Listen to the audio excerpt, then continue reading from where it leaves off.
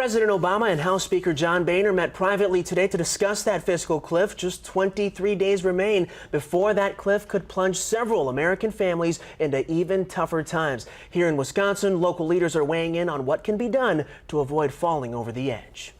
All eyes are on the scenic D.C. backdrop of Capitol Hill as federal lawmakers work to remedy the potential $7 trillion of spending cuts and tax increases. That's the big picture.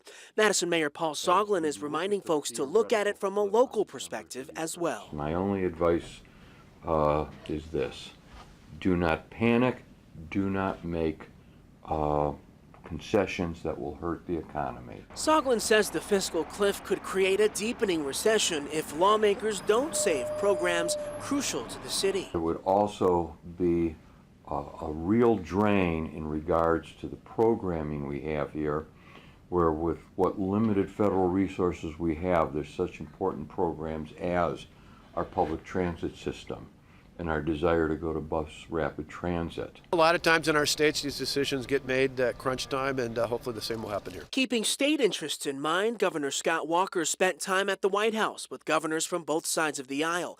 State governments could also lose much-needed federal aid, but Walker says for now, he's not putting together a doomsday scenario for the state budget. Things I talked about are similar to what the others talked about here: concerns about the economy, concerns about the finances, and really offering up suggestions that we're going to follow up on as an organization, particularly for the Vice President, of ways that we can continue to highlight things that are good for the economy in our states and are good for our finances.